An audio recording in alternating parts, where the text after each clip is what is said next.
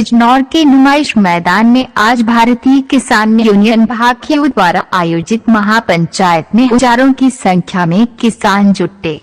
पंचायत के मुख्य वक्ता और भाकरियों के राष्ट्रीय प्रवक्ता राकेश टिकैत ने सरकार और ईवीएम इलेक्ट्रॉनिक वोटिंग मशीन पर तीखा हमला किया। राकेश टिकैत ने यूपी में हो रहे उपचुनावों पर चुटकी लेते हुए कहा, जनता वोट देती नहीं लेकिन ये जीतते हैं। ईवीएम तो सरकार की मौसी है। उन्होंने ईवीएम के जरिए चुनावी प्रक्रिया को बीमारी करार दिया और कहा कि असली समस्या ईवीएम में है। टिकैत ने कहा, गन्ना समिति के चुनाव में आप देख सकते हैं कि किस तरह से ईवीएम के सेल बदल दिए जाते हैं और पिछला डेटा मिटा दिया जाता है। सारा खेल ईवीएम में है। महापंचायत में टिकैत ने किसानों की समस्याओं पर भी प्रकाश डाला। उन्होंने कहा, बिजनौर का प्रशासन और सरकार किसानों को तंग कर रही है। हाथी फसलों को नुकसान पहुंचा रहे हैं, लेकिन अगर हाथी करंट से मर जाए तो किसान जेल में जाता है। जंगली जानवरों ने 50 किसानों की जान ले ली है, लेकिन सरकार इस पर कोई एक्शन नहीं ले रही है। टिकैत ने गन्ना भुगतान और गन्ने की कीमत को लेकर भी चिंता जताई। उन्होंने कहा, क्या बिजनौर के किसान अपनी फसल छोड़कर बाहर चले जाएं? जंगली जानवरों का आतंक बढ़ रहा है। उन्होंने सरकार की नीतियों पर सवाल उठाते हुए कहा, सरकार की नीतियां अधिकारियों की कलम से तय होती हैं और यह सभी को दिखाई देती हैं। खासकर दिल्ली की नीतियां लखनऊ को काम करने नहीं देती। यदि लखनऊ कुछ करना चाहता है तो दिल्ली में बैठा एक व्यक्ति उसे नहीं करने देता। इस महापंचायत में किसानों के मुद्दों को लेकर एकजुटता दिखाई दी और राकेश टिकैत ने एक बार फिर साबित किया कि किसान आंदोलन को लेकर उनकी आवाज कितनी प्रबल है। जनपद बिजनौर की सबसे पहले खबर देखें सुगम प्रहरी न्यूज चैनल से। पत्रकार नितेश कुमार की रिपोर्ट। चैनल को सब्सक्राइब और लाइक करना ना भूलें और खबरों को ज्यादा से ज्यादा शेयर करें।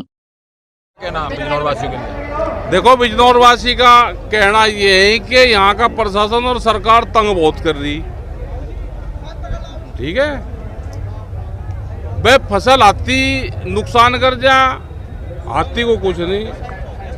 हाथी दोहरा करंट पड़ते कहीं तक मर गया तो किसान जेल में। भेड़िया सारों को यहाँ पे जो जंगली जानवर हैं 50 किसान मार दिए, तो क्या उनका दाह संस्कार अब डीएम और एसएसपी के यहाँ पर करना शुरू कर दे?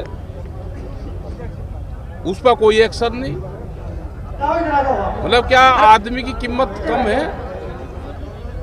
गन्ने भुगतान हुए नहीं, गन्ने का रेट नहीं बढ़ा। क्या बिजनौर के किसान या बहराइच के किसान, 2 जिलों में ये आतंक है, क्या कहीं बाहर चले जाए अपनी फसल छोड़ के? ये सरकारों की पॉलिसी जो है वो अधिकारी की कलम और उसके चेहरे से दिखाई देती है। जो सरकारों की पॉलिसी है, तो सरकारों की पॉलिसी ठीक नहीं, खास करके दिल्ली की ठीक नहीं।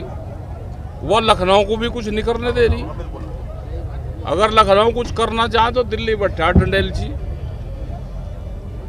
तो भाई ये आंदोलन जो होंगे तो पंचायत है अपनी मीटिंग करी, और इस तरह की मीटिंगें पूरे देश भर में हम कर रहे हैं। चाहे वो छत्तीसगढ़ का मामला हो, वहाँ पे आदिवासी बना के मुख्यमंत्री सारे जंगल काट दिए, यहाँ पे पेड़ लगवा रहे, और हसदेव के वहाँ पे जंगल काट दिए कई लाख पेड़। यहाँ पे कह रहे जी पेड़ लगाओ, सारे अधिकारी लगा रखे, सारे लगा रखे, एक पेड़ लगवा हुए, कह लीजिए फोटो खिंचवा लो, पर्यावरण को बचाओगे। और जो हमारा 500 साल पुराना, हजारों साल पुराने जंगल है वे सारे काट दिए। तो भाई सरकार बहुत बेटा भाई, ये व्यापारियों की सरकार है, उद्योगपतियों की। सब जमीनों पे विवाद कर रहा, व्यापारी जमीन खरीद रहा, विवाद कर रहा, और अधिकारी उनका साथ दे रहा है, क्योंकि दिल्ली बड़ा डंडेलची होगा। दिल्ली वाला दिल्ली कर रही सारा काम, अधिकारी भी उन्हीं की भाषा बोल रहे हैं। संघर्ष कैडा होगा। अच्छा टिकैत साहब, 10 सीटों पर उपचुनाव होना है और मिलकपुर की अरे बीमारी है ये चुनाव कहाँ? हम तो चुनाव वाले मामले से दूर हैं, हम इसमें फेल है चुनाव वाले में, क्योंकि बीमारी ईवीएम में है। जनता कर लो कुछ ही, और जीतते हैं यही, वोट ना कोई देता नहीं, जीतते हैं यही। आपका और कहना चुनाव तो हो रहा है ना, या वो गन्ना सोसाइटी के उसके जो चुनाव हुए वे आपने देखे नहीं? एक आधी खबर छाप दो जो भी है। देखा हो। तो आपका कहना ईवीएम खराब है?